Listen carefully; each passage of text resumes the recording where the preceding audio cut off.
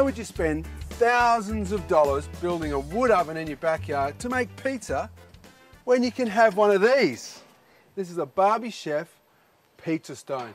And not only do you get the pizza stone with it, you get a fantastic little paddle. Now, these are great tools, and I believe you get the best results using one of these stones on your barbecue. There's a few little key tips that I need to point out to you. Firstly, make sure your barbecue stone is hot, your pizza stone is hot. Get it on your barbecue, turn it up, full heat underneath, a little more heat on this side, probably low heat on the exterior burners, high heat underneath your barbecue stone, get it nice and hot, close your lid. Okay, now we come to the pizza. Now, pizza's a really easy thing to make and loved by all. My kids absolutely love pizzas done on the barbecue, and you can bang out a lot in a small amount of time. Here I've got some pizza dough, okay? It's actually, the key to a good crispy based pizza is just the quality of the dough. It should be soft, but not sticky, okay? So that is basically 500 grams of flour, some water, some yeast, salt, olive oil. The recipe's on the website. Then we've got, for the topping, now basically you can do any flavour you like, but the one we're doing today is a lovely seafood pizza. So I've got some prawns, some scallops and some squid, and then just a few simple ingredients. Now the first thing we're going to do, and this is really a tip that you should take note of, rolling out the pizza base. Now the biggest problem is, how do you get the pizza on this from your board to your pizza stone without it falling off, flipping over, getting stuck to something? It can be a real nightmare. This is a little trick, okay? Parchment paper, like that. What we're going to do is just lay it down on our side table here of our barbecue. A little bit of flour, like so. Okay, now for a pizza to share, or if you're a big appetite, about a cricket ball size of dough, about that. See, lovely, flatten it out.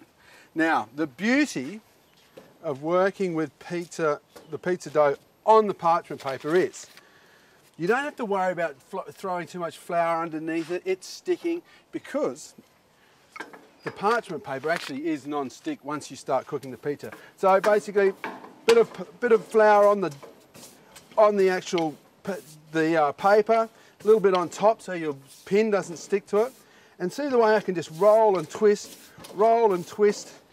I don't have to lift the pizza up, the paper up. Okay, look, it does stick, but it doesn't matter, because I'll show you what happens.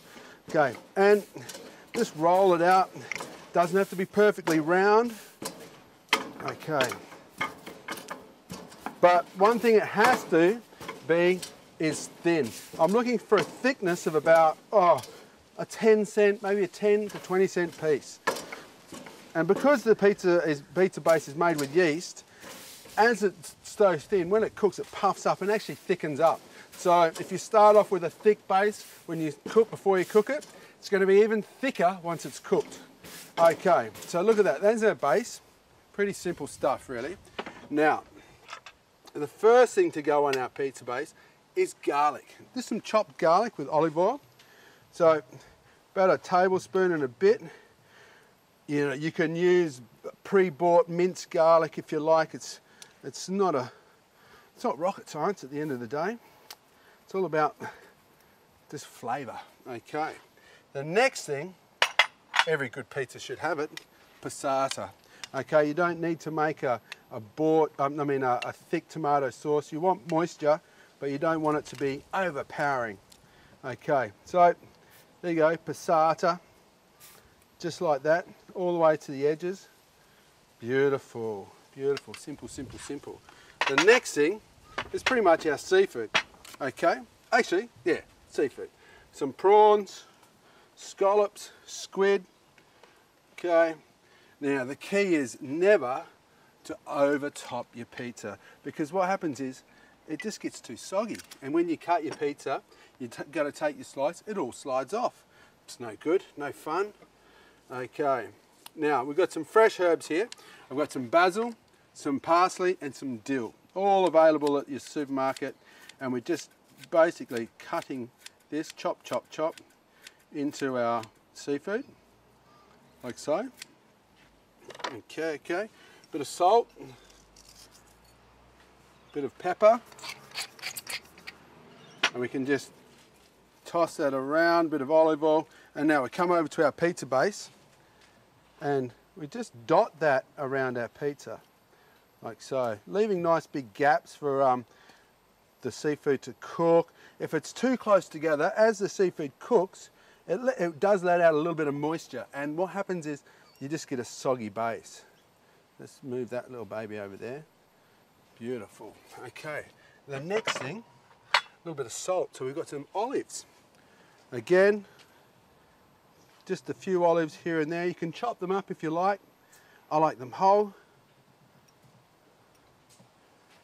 Then a couple of capers. Sprinkle, sprinkle. Seafood and capers, beautiful. And it really is looking like a gourmet pizza that you would pay maybe 30 bucks for in a restaurant. A little bit of dried oregano over the top to give that, or dried Italian herbs, mixed herbs, whatever you've got in your cupboard. And finally, some lashings of Parmesan cheese. Now, I really wouldn't use mozzarella or anything at this stage, just Parmesan cheese. Now watch this. The lid goes up, the pizza stone's hot. The big paddle goes straight underneath. How good is that? Straight to the pizza, no accidents. What'll happen is that'll darken it a little bit. It might catch fire, but it doesn't matter. Down with the lid, maximum heat. You want it at about 250 degrees, between 5 and 7 minutes, and that pizza will be absolutely perfect. You'll never buy a pizza again in your life. Okay, so it's been about 10 minutes now. Let's have a look at our pizza. Beautiful. See the way the paper's actually burnt, but it's not affected the pizza at all. We get rid of that. Look at that pizza, absolutely sensational. And this is the key. Listen to this. Crunch. Beautiful base. You know, you do your mise en place, get prepared. You can roll out a few bases and just pump pizzas out all day. That is absolutely brilliant. You can tell people you cooked it on a wood oven. It's better actually. There we have it. Beautiful pizza, cooked on the Barbie Chef pizza stone. Just to recap, okay, put your barbecue stone on a cold barbecue. Turn it up high, get it nice and hot. You can only do pizzas on the barbecue if you've got a hood. Hood down, high on this side, low on that side. You want to cook on about 250 degrees. Once you're finished, turn it off, let your barbecue pizza stone cool down on the barbecue before you try to move it, just so you don't break it. And in the meantime, enjoy your pizzas.